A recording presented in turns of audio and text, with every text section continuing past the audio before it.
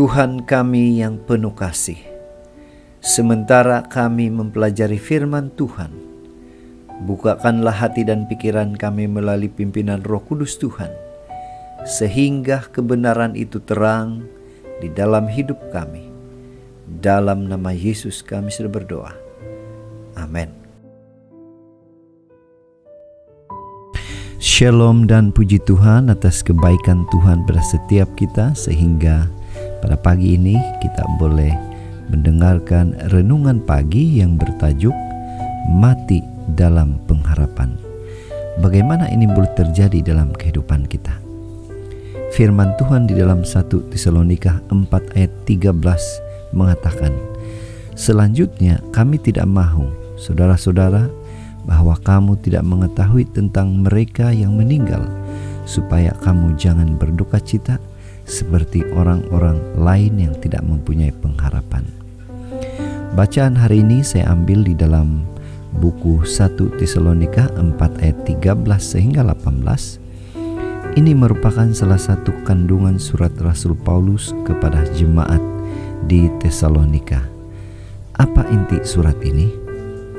Mari kita mulai dengan sebuah ilustrasi. Berbagai suku bangsa di dunia memiliki beragam tradisi untuk menunjukkan cara berkabung saat orang yang mereka kasihi meninggal dunia. Ada suku tertentu menunjukkannya dengan memotong beberapa jari mereka. Ada suku di India yang mewajibkan seorang istri masuk ke dalam api kremasi yang sedang membakar jasad suaminya. Namun setelah mereka mengenal Injil, tradisi tersebut tidak lagi dipraktikkan karena sudah ada janji pengharapan. Mari kita kembali pada bacaan kita hari ini.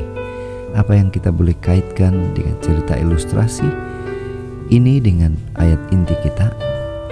Rasul Paulus menjelaskan tentang kematian kepada jemaat di Tesalonika agar mereka tidak berduka cita seperti orang yang tidak memiliki pengharapan. Mereka yang tidak mengenal Kristus menganggap kematian sebagai suatu hal yang menakutkan dan mengerikan. Mereka tidak tahu apa yang terjadi dengan orang yang sudah meninggal. Sebagian orang bahkan berpikir orang yang meninggal itu akan menjadi roh yang boleh mengganggu orang yang masih hidup. Apa aplikasi renungan ini? Apa yang kita boleh pelajari dari renungan ini bagi kita orang yang percaya? Bagi setiap orang percaya terdapat pengharapan yang teguh. Ketika seorang percaya meninggal, dia pasti akan dikumpulkan bersama dengan Tuhan nanti. Kelak dia akan dibangkitkan dan akan merayakan kekekalan bersama Tuhan. Tuhan Yesus Kristus telah membuktikan bahwa ada kebangkitan orang mati, dan iman kita kepadanya lah yang akan memberikan kita pengharapan yang kekal. Kehilangan orang yang kita kasihi pastilah membuat kita berduka cita. Namun hendaklah kita ingat bahwa mereka pasti akan bersama dengan Tuhan, dan suatu hari kelak kita akan bertemu lagi Dia di sorga. Kebenaran ini akan menghiburkan orang-orang percaya. Jadi pada pagi ini, marilah kita ingatkan diri kita bahwa pengharapan dalam Kristus memampukan kita berdiri teguh dalam sukacita, bahkan pada saat kita berhadapan dengan kematian.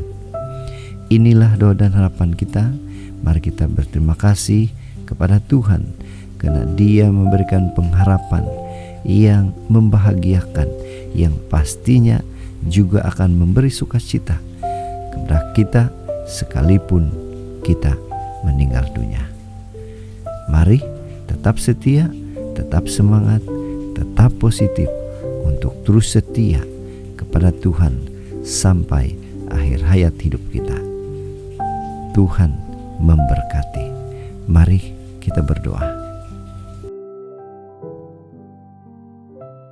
Bapa, terima kasih atas firman yang begitu indah, yang menguatkan kami untuk terus setia kepada Tuhan.